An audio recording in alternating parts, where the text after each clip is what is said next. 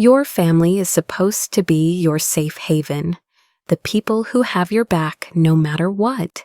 But sometimes the people closest to you are the ones who will destroy you without a second thought.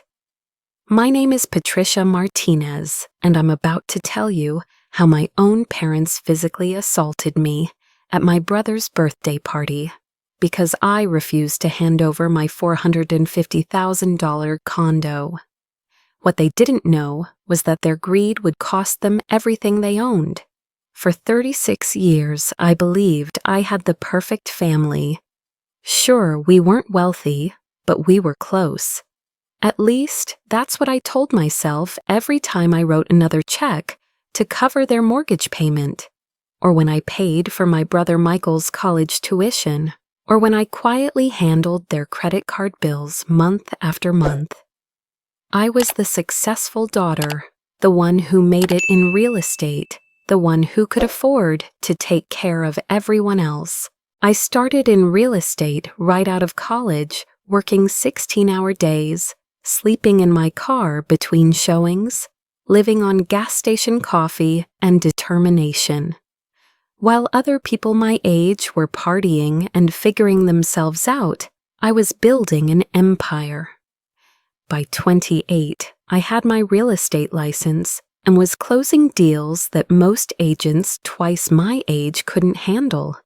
By 32, I had saved enough for the down payment on my dream condo. That condo wasn't just a piece of property to me. It was proof that all those years of sacrifice had been worth it. $450,000 of blood, sweat, and tears. Floor-to-ceiling windows overlooking the city, granite countertops I'd picked out myself. A master bedroom where I could finally breathe after years of cramped apartments. It was mine, completely mine, the first thing I'd ever owned that nobody else had a claim to. But my parents saw it differently. To them, my success was their success. My money was family money. My condo was a family asset that should be shared, leveraged, or given away as they saw fit. Looking back now, I can see all the warning signs I ignored, all the red flags I explained away. Because I loved them and trusted them blindly, the financial manipulations started small. A call from my mother, Linda, crying about an unexpected car repair. My father, Robert, temporarily needing help with the mortgage because business was slow. My brother, Michael, needing money for textbooks, then rent, then a security deposit on a new apartment. Every request came with the same emotional blackmail wrapped in family loyalty. We're family, Patricia. Family takes care of family. You know we'd do the same for you. Except they never had done the same for me. When I was struggling to make rent in my first apartment, working 3 jobs to stay afloat, where were they? When I had to choose between eating dinner and putting gas in my car to get to client meetings, who helped me? I had built my success alone, but somehow it had become their collective achievement. The information control was subtle but constant. They never gave me straight answers about their finances. When I asked about their debt, I got vague responses about a few bills or nothing we can't handle. When I offered to help them create a budget or meet with a financial advisor, they brushed it off. They wanted my money, but they didn't want my involvement in how it was spent or why it was needed. Over 15 years, I had given them over $200,000. $200,000 of my hard-earned money, handed over with love and trust, never asking for receipts or repayment plans. I told myself it was an investment in family relationships. I convinced myself that this was what successful children did for their parents. But deep down, something felt wrong. The requests were getting bigger, more frequent, and more demanding. the emotional blackmail escalated too. What started as tearful phone calls became accusations. If I hesitated to send money immediately, I was selfish. If I asked questions about why they needed it, I was ungrateful for everything they'd done for me. If I suggested they might need to downsize or adjust their lifestyle, I was abandoning them in their time of need. They had perfected the art of making me feel guilty for having boundaries around my own money. But I ignored every red flag because I loved them, because I believed that family meant sacrifice, and sacrifice meant giving until it hurt. Because somewhere deep down, I was still that little girl desperate to make her parents proud, willing to do anything to earn their approval and love. I thought their financial dependence on me meant we were closer than ever. I thought I was being a good daughter. The breaking point came at Michael's 32nd birthday party. It was supposed to be a celebration, a family gathering at their house, with about 50 friends and relatives. I had flown in from a business trip specifically for this party, exhausted but happy to be there for my brother. I brought an expensive bottle of wine and a generous check as his birthday gift, just like I always did. The party was in full swing when my parents cornered me in the kitchen. My mother had been drinking, her cheeks flushed with wine and something that looked like determination. My father stood behind her, arms crossed, blocking my exit. The casual family chatter from the living room seemed miles away. "Patricia, we need to talk," my mother said, her voice artificially sweet. "We have an amazing opportunity, but we need to move fast." I set down my wine glass, already feeling my stomach tighten. What kind of opportunity? My father stepped forward. "There's an investment property coming available, duplex in a great neighborhood. The seller wants to close quickly, and we need to move our money around to make it happen." "Move your money around?" I asked, confused.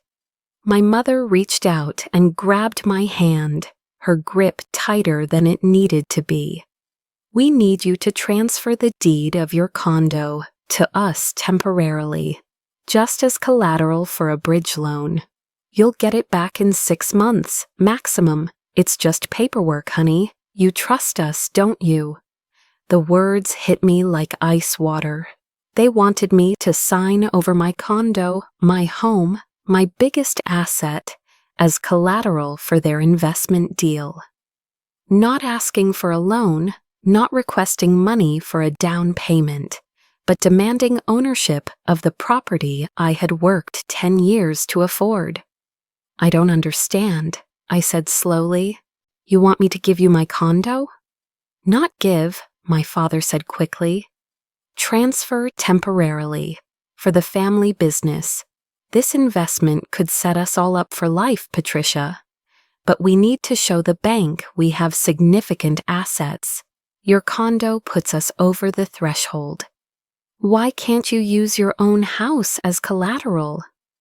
The look that passed between them should have been answer enough. My mother's grip on my hand tightened. "Our house is already leveraged for other investments. This is different. This is bigger. And your family, Patricia. This is what families do for each other." I pulled my hand away, my mind racing. I need time to think about this. I need to see the details of this investment, talk to my lawyer, understand the risks. My father's expression hardened. "There's no time, Patricia. The seller wants an answer by Monday. It's now or never." "Then it's never," I said firmly. "I'm not signing over my condo without proper legal review and documentation. That's not negotiable." The temperature in the kitchen dropped 20 degrees. My mother's face transformed from pleading to furious in seconds. After everything we've done for you, after we raised you, supported you, believed in you when nobody else did, this is how you repay us." "I've repaid you," I said, my voice shaking. "I've given you over $200,000 over the years. I've covered your mortgage, your bills, Michael's expenses. I've been supporting this family financially for 15 years. And now when we need you most, when we have a chance to really make something of ourselves, you turn your back on us," my father spat. "You're being selfish, Patricia, selfish and ungrateful." The word ungrateful hit me like a slap. Ungrateful? For 15 years, I had been the family ATM, and now I was ungrateful because I wouldn't risk my home for their mysterious investment opportunity? "I'm not being ungrateful," I said, trying to keep my voice calm. "I'm being responsible. If this investment is so great, find other investors, get a conventional loan. But I'm not risking my home." My mother's voice rose to a shout. "Your home?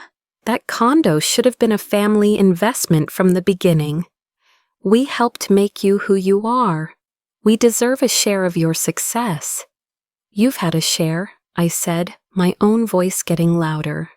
"You've had hundreds of thousands of dollars of my success, but my home is mine."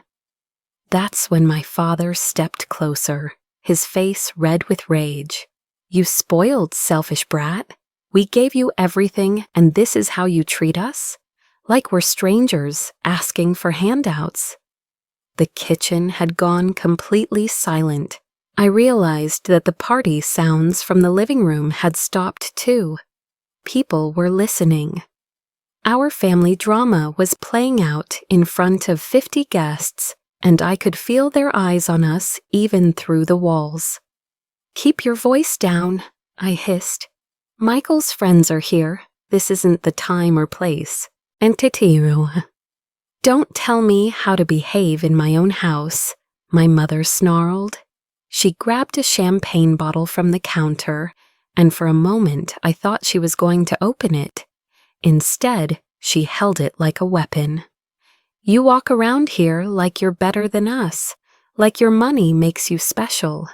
But you're nothing without us. Nothing." "I'm leaving," I said, trying to push past my father to get to the kitchen door. He blocked my path.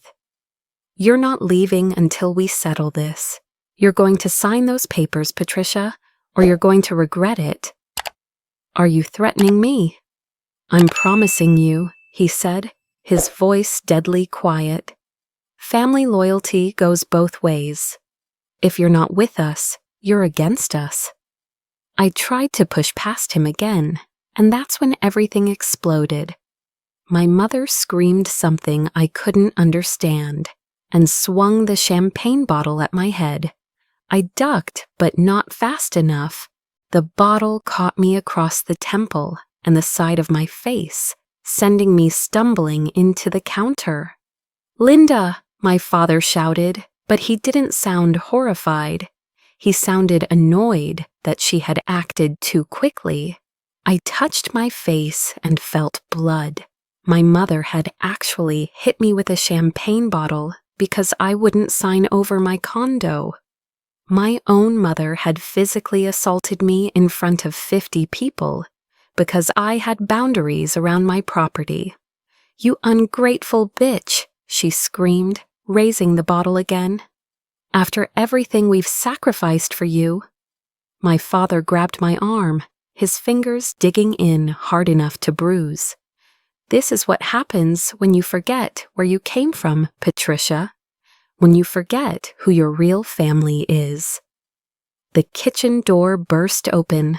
Michael stood there with 3 of his friends, their faces shocked and horrified.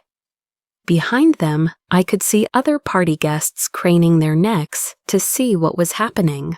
"What the hell is going on?" Michael demanded. My mother was crying now, but they weren't tears of remorse. They were tears of rage and self-pity. "She won't help us, Michael. Your sister has millions, and she won't help her own family." "I don't have millions," I said weakly, still holding my bleeding face. "And this isn't about money. This is about them demanding I sign over my condo as collateral for some investment they won't even explain." Michael looked back and forth between us, clearly trying to process what he was seeing. His parents holding weapons, his sister bleeding, 50 guests witnessing our family implode in real time. "Maybe everyone should calm down," one of his friends suggested nervously. "Get out," my father barked at them. "This is family business." But it was too late. The secret was out. Everyone had seen what my parents were really like when they didn't get their way. Everyone had witnessed them assault me for having financial boundaries. The perfect family facade was shattered completely. I straightened up, wiping blood from my face with a kitchen towel. The physical pain was nothing compared to the emotional devastation of realizing that my parents were willing to hurt me, literally hurt me, to get my money. This wasn't about family loyalty or investment opportunities. This was about control, greed, and entitlement. "I'm leaving," I said quietly. "You walk out that door and you're not welcome back," my mother threatened. I looked at her, really looked at her, and saw a stranger. This woman who had raised me, who I had loved and supported for 36 years, was standing in her kitchen holding a champagne bottle she had just used to assault me, threatening to disown me for not giving her my home. "Good," I said. "I wouldn't want to come back to a place where I get attacked for having boundaries." I walked past my father, past my brother, past the horrified party guests, and out the front door. Behind me, I could hear my mother screaming about ingratitude and betrayal. But I didn't turn around. I got in my car, drove to the nearest hospital to get my head wound treated, and began planning my response, because they had made the biggest mistake of their lives. They had shown me their true colors, and now I knew exactly what kind of people I was dealing with. They thought they had all the power because I loved them and had always given in to their demands. But they had just taught me that my love and loyalty meant nothing to them.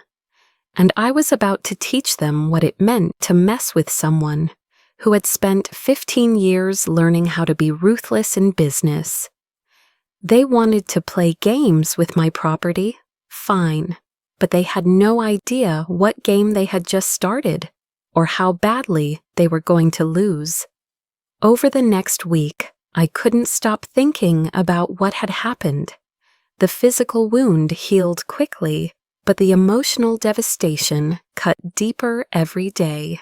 I kept replaying the scene in the kitchen, trying to understand how we had gotten to that point. How had my parents gone from asking for help to physically attacking me for saying no? I started digging into their finances, something I should have done years earlier. What I found made me sick to my stomach. The temporary help I had been giving them wasn't temporary at all. It was keeping them afloat while they made increasingly risky financial decisions with money they didn't have. My parents' house, the house I had helped them keep with my mortgage payments, had been refinanced 3 times in the past 5 years. They owed $380,000 on a house worth maybe $500,000. Their credit card debt totaled $75,000 across 8 different cards. They had 2 car loans totaling $45,000 for vehicles they couldn't afford. But the most devastating discovery was a folder of documents I found when I went back to get some belongings I had left there over the years. Hidden in my father's desk were loan applications, investment prospectuses, and financial planning documents that painted a clear picture of their long-term strategy for my money. They had been planning this condo takeover for months. The investment opportunity was real, but it wasn't a duplex. It was a get-rich-quick scheme involving flipping properties with borrowed money. They needed my condo as collateral, not for one deal, but as the foundation for a series of increasingly risky investments. If any of their deals had gone bad, I would have lost my home. Even worse, I found emails between my parents discussing how to handle me if I refused their request. They had prepared emotional manipulation tactics, financial pressure strategies, and backup plans if their first approach didn't work. They had weaponized my love for them and my history of generosity, turning it into a detailed battle plan for taking my property. The most heartbreaking document was a list my mother had written titled Patricia's Weaknesses. It included things like afraid of disappointing family, guilt about having more money, and desperate for parental approval. They had studied me like a target, cataloging my emotional vulnerabilities so they could exploit them more effectively. But they had made one crucial miscalculation. They assumed that because I had always given in, before I would always give in. They thought my love for them meant I was weak, that my generosity meant I was a pushover. They had confused kindness with weakness, and that mistake was about to cost them everything. I contacted my lawyer first, then my accountant, then a private investigator who specialized in financial fraud cases. If my parents wanted to play hardball with my money, I was going to make sure I understood exactly what game we were playing and what weapons I had at my disposal. The legal consultation was eye-opening. My lawyer explained that my parents' behavior at the party constituted assault, and the financial pressure combined with physical violence could be classified as extortion. I had grounds for criminal charges if I wanted to pursue them. More importantly for my immediate situation, I had legal options for recovering the money I had given them over the years. The financial investigation revealed even more disturbing information. My parents had been using my gifts and loans as down payments for credit they couldn't qualify for on their own. They had leveraged my generosity to accumulate debt they had no realistic way of repaying. In essence, they had been running a long-term con game, using my success to fund a lifestyle they couldn't afford, while planning to eventually take my assets to cover their gambling. But the most useful piece of information came from reviewing the mortgage documents on their house. 10 years earlier, when they had faced foreclosure, I had co-signed their mortgage refinancing to help them save their home. At the time, they had assured me it was just a formality, that my signature was only needed to get a better interest rate. That signature gave me legal rights to the property. As a co-signer on the mortgage, I had the right to demand full disclosure of the property's financial status. More importantly, if they defaulted on payments or tried to use the house for risky financial ventures without my consent, I could force a sale to protect my own financial interests. My parents had spent so many years thinking of me as their personal ATM that they had forgotten I was also a successful businesswoman who understood contracts, property law, and financial strategy. They had underestimated me completely, and that underestimation was about to become the foundation of their destruction. I spent 2 weeks building my case, gathering documentation, and preparing for what I knew would be the most difficult conversation of my life. But this time, I wouldn't be the vulnerable daughter desperate for approval. This time, I would be the businesswoman they had created through years of exploitation, coming to collect on a debt they never expected to have to pay. The timing had to be perfect. After 2 weeks of preparation, gathering evidence, and building my legal strategy, I knew exactly when to strike. Christmas was 3 weeks away, and my parents had already started their annual guilt campaign about family togetherness and holiday traditions. They had no idea that this Christmas would be the last one they spent in their house. I waited until December 23rd, when they would be hosting their traditional Christmas Eve prep dinner. The whole extended family would be there, aunts, uncles, cousins, the same people who had witnessed my humiliation at Michael's party. This time, they would witness something very different. My lawyer had everything ready. The financial forensics report showed 15 years of monetary gifts totaling $237,000. The property records confirmed my legal standing as mortgage cosigner. The criminal complaint for assault was filed, but not yet served, giving me leverage for negotiation. Most importantly, the forced sale paperwork was prepared and ready to execute. I arrived at their house at exactly 6 p.m., dressed in my best business suit and carrying a leather portfolio. My parents greeted me with fake smiles and cautious hugs, clearly hoping that enough time had passed for us to pretend nothing had happened. They had probably convinced themselves that I had come to my senses and was ready to be their compliant daughter again. "Patricia, honey, you look wonderful," my mother said, her voice artificially sweet. "I'm so glad you decided to join us for Christmas. We have so much to be grateful for this year," my father added, shaking my hand like we were business associates. "Family is everything, especially during the holidays."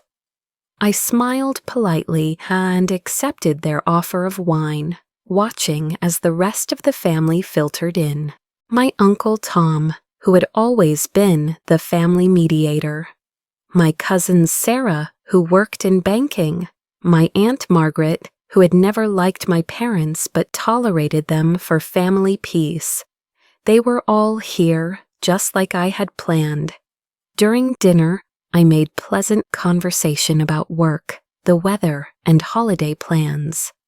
I complimented my mother's cooking and asked about everyone's children. I was the picture of a loving daughter who had put family drama behind her for the sake of Christmas harmony. But I was studying them too, watching how they moved, how they interacted, how confident they seemed in their own home. My father kept checking his phone, probably monitoring some investment or debt payment. My mother kept refilling her wine glass, using alcohol to manage what I now recognized as financial anxiety. They were living on borrowed time and borrowed money, but they still believed they had control over the situation. After dinner, as people settled into the living room for coffee and dessert, I stood up and cleared my throat. "Before we get too comfortable, I have something important to discuss with everyone," I announced. "It's about the incident at Michael's birthday party and some financial discoveries I've made since then." The room went completely silent. My parents exchanged panicked glances, clearly hoping I wouldn't bring up their assault in front of the family again. "Patricia, this isn't the time or place," my father said quickly. "Let's keep this evening pleasant."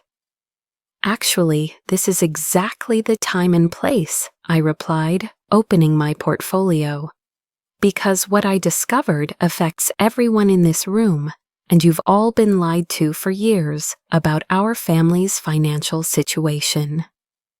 I pulled out the first document, a summary of every monetary gift I had given my parents over 15 years. $237,000, I said clearly. "That's how much money I've given to Robert and Linda Martinez since 2008. Money they claimed was for emergencies, temporary help, and family support." My Uncle Tom leaned forward, his eyebrows raised. "That's a significant amount, Patricia." "It is," I agreed, "especially when you consider that they used that money not for the emergencies they claimed, but as down payments and collateral for increasingly risky investments and lifestyle choices they couldn't afford." My mother's face had gone white. "Patricia, you're embarrassing yourself. This is private family business." "There's nothing private about fraud," I said calmly. I pulled out the next set of documents. "These are their current debts, $380,000 in mortgage debt on a house worth $500,000, $75,000 in credit card debt across 8 cards, $45,000 in car loans for vehicles they can't afford." The room was so quiet you could hear the grandfather clock ticking in the hallway. My cousin Sarah, who worked in banking, was staring at the numbers with obvious shock. "But here's the really interesting part," I continued, pulling out the mortgage documents. 10 years ago, when they faced foreclosure, I co-signed their mortgage refinancing. They told me it was just to get a better interest rate, but actually it was to prevent them from losing the house entirely. My father stood up abruptly.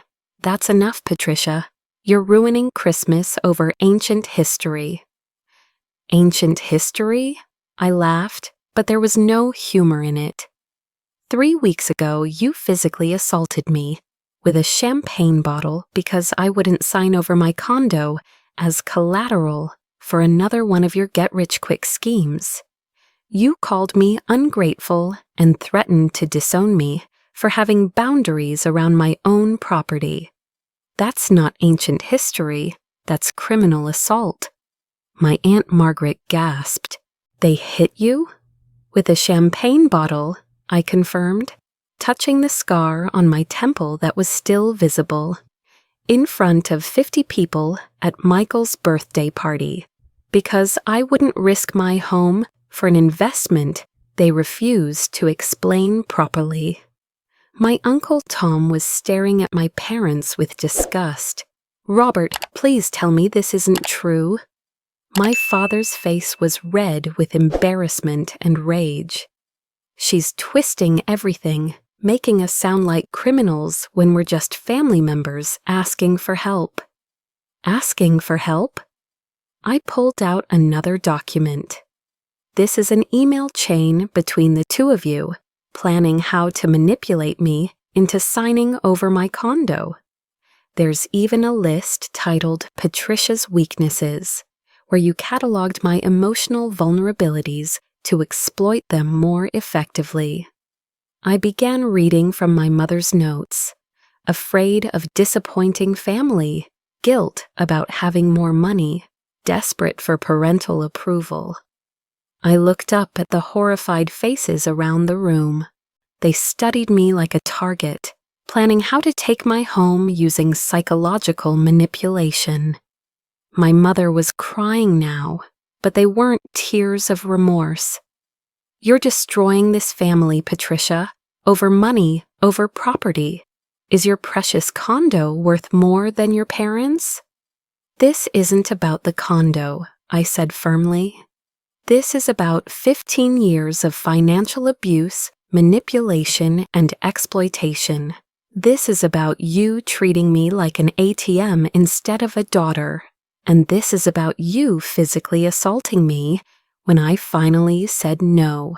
I pulled out the final document. "Which brings me to why I'm really here tonight. As co-signer on your mortgage, I have legal rights regarding this property. And given your assault on me, your financial fraud, and your continued threats, I'm exercising those rights." My father's face went from red to pale in seconds. "What are you talking about?" "I'm talking about a forced sale," I said clearly. "This house goes on the market January 2nd.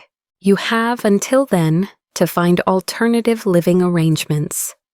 The explosion was immediate. My mother screamed. My father lunged toward me, but my Uncle Tom stepped between us. My cousins were shouting questions, trying to understand what was happening.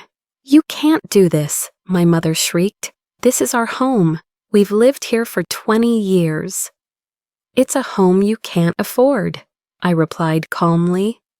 "A home you've refinanced 3 times using my money as collateral. A home you were willing to risk, along with my condo for another gambling scheme." My cousin Sarah, the banking expert, was studying the documents I had laid out. "Patricia's right," she said quietly. "As mortgage co-signer, she has the legal right to force a sale if she believes the property is being mismanaged or if her own financial interests are at risk." "Whose side are you on?" my father demanded. "The side of truth," Sarah replied. "And the truth is that you've been living beyond your means for years, using Patricia's generosity to fund a lifestyle you can't sustain." My Uncle Tom was shaking his head in disappointment. "Robert, how could you let it get this bad? How could you hit your own daughter?" "She was being selfish," my mother sobbed. "After everything we've done for her, she wouldn't help us when we needed it most." "Help you?" I laughed bitterly. "I've been helping you for 15 years. I've given you nearly $250,000. I've covered your mortgage, your bills, your son's expenses. But that wasn't help. That was enabling. I was enabling you to make increasingly bad financial decisions because you knew I would always bail you out. I started gathering my documents. But I'm done being your safety net. I'm done being your ATM. And I'm definitely done being your victim." "Where are we supposed to go?" my mother wailed. "What are we supposed to do?" "Figure it out," I said coldly. "The same way I figured out how to build a successful career without anyone's help. The same way I figured out how to afford my own home without asking my parents to co-sign. The same way every other adult in America manages their finances without assaulting their children."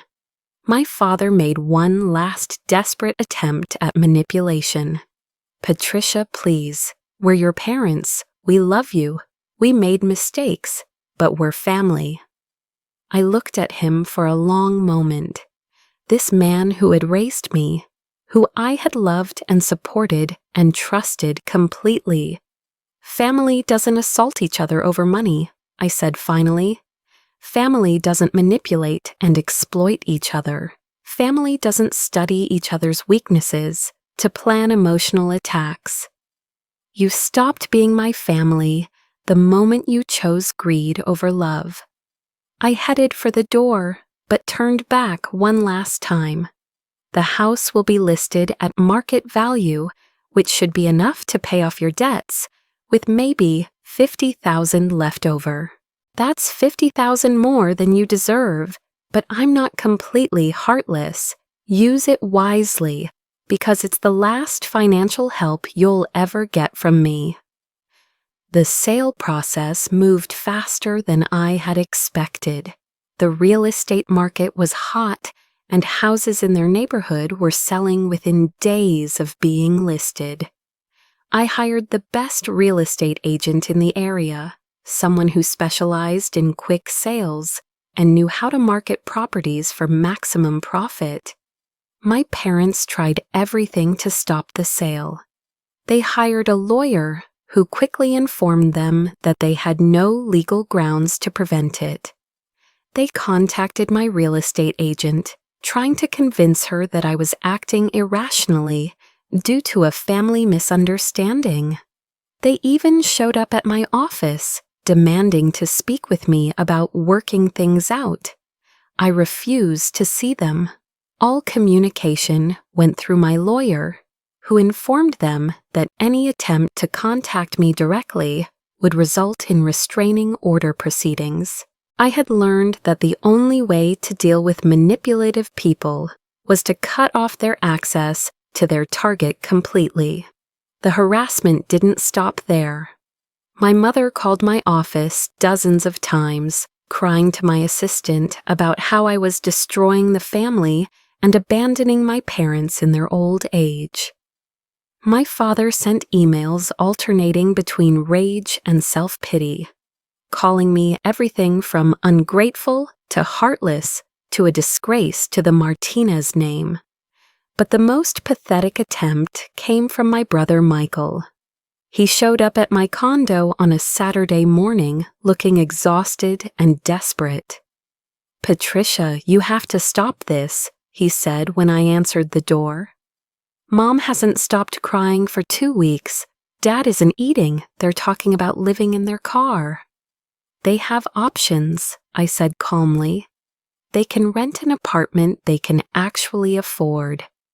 They can downsize their lifestyle. They can get jobs that pay enough to cover their expenses, like normal adults. But they're our parents," he pleaded. "They raised us. They sacrificed for us." "Did they?" I asked. "Because I've been supporting them financially for 15 years, while they made increasingly stupid decisions with money they didn't have. Where was their sacrifice? When did they ever put our needs before their wants?" Michael looked confused. "They paid for my college." "I paid for your college," I corrected. "With money I gave them specifically for that purpose. Just like I paid for the car they gave you for graduation. Just like I've been subsidizing their lifestyle for over a decade while they told everyone what generous parents they were." The reality was starting to sink in for Michael. He had always known our parents struggled financially, but he hadn't realized the extent to which I had been propping them up. He certainly hadn't known about the assault or their plan to take my condo. "They hit you?" he asked quietly. "With a champagne bottle at your birthday party, while demanding I sign over my home as collateral for another one of their investment schemes." Michael sat down heavily on my couch. "I didn't know. I heard shouting, but I didn't know it got physical." "There's a lot you didn't know," I said. "Because they've been lying to everyone for years about their financial situation, their relationship with me, and their plans for my property." I showed him some of the same documents I had presented to the family at Christmas. Michael's face grew more horrified as he read through the evidence of manipulation and financial abuse. "This is really bad," he said finally. "It's criminal," I agreed. "But I'm giving them a chance to start over with a clean slate. The house sale will pay off their debts completely, with money left over. They can find a place they can actually afford and build a sustainable life. Or they can continue making bad decisions and face the consequences without my money to cushion the fall." "What about family?" Michael asked weakly. "What about it? They showed me what family meant to them when they physically attacked me for having boundaries. You show me what family means to you by how you respond to learning the truth about what they did." Michael was quiet for a long time. Finally, he looked up at me with something that might have been respect. "I don't think I would have been as generous as you're being. If someone had been stealing from me for 15 years and then assaulted me, I probably would have pressed criminal charges. I still might, I said. But I'm hoping they'll take this opportunity to disappear quietly and start over somewhere else, somewhere far away from me. The house sold on February 14th, Valentine's Day. I found the timing ironically appropriate. It was the day I finally broke up with the toxic relationship that had been draining my life for decades. The sale price was $485,000, enough to pay off their mortgage and debts with $52,000 left over. I never found out what my parents did with that money or where they went after the sale closed. My lawyer handled all the paperwork, and I made it clear that I didn't want to know any details about their plans or their new living situation. As far as I was concerned, Robert and Linda Martinez had ceased to exist the moment they chose greed over love. The aftermath was more peaceful than I had expected, without the constant drain of their financial emergencies and emotional manipulation. I had energy and resources I hadn't felt in years. I threw myself into my real estate business with renewed focus, expanding into commercial properties and investment consulting. The psychological healing took longer. For months, I jumped every time my phone rang, expecting another crisis or demand for money. I had trouble sleeping, worried that they would find some new way to manipulate or threaten me. I started seeing a therapist who specialized in financial abuse and family trauma. "You've been trained to be a rescuer," she explained during one of our sessions. "Your parents conditioned you from childhood to believe that your worth was tied to your usefulness. Every time you gave them money, every time you solved their problems, you got a hit of validation that told you that you were valuable to them." "But I was valuable to them," I said. "Just not the way I thought." "Exactly. You were valuable as a resource, not as a person. That's why they could assault you when you stopped being useful. You weren't their daughter in that moment. You were a malfunctioning ATM." The therapy helped me understand that what I had experienced wasn't just family drama or generational differences about money. It was systematic financial and emotional abuse, designed to keep me compliant and generous while they exploited my love and loyalty. I learned about trauma bonding, the psychological phenomenon that keeps abuse victims attached to their abusers, through intermittent reinforcement of affection and punishment.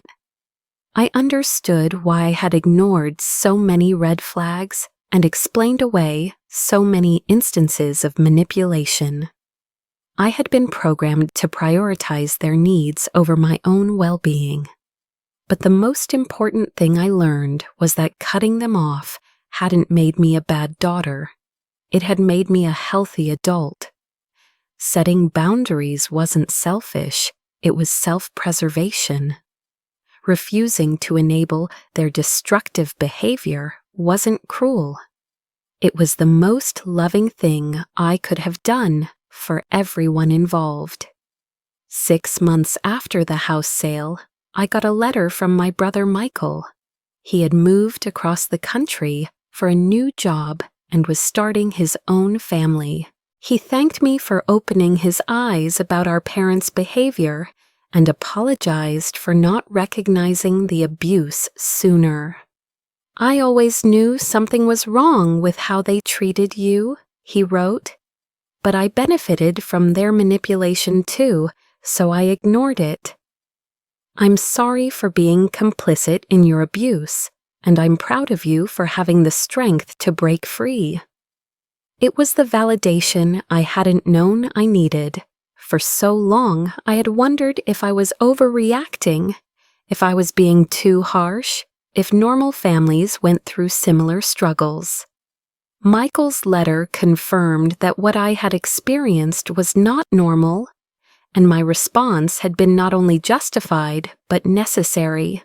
A year after cutting contact with my parents, I was thriving in ways I hadn't imagined possible. My business had doubled in size. I had started dating again, this time with clear boundaries and healthy expectations for relationships. I had bought a second property as an investment, something I never would have been able to afford while supporting my parents' lifestyle. Most importantly, I had peace. The constant anxiety about family obligations and financial emergencies was gone. The guilt about disappointing people who didn't actually care about my well-being had evaporated. I woke up every morning knowing that my money, my time, and my energy belonged to me, to use for my own goals and dreams.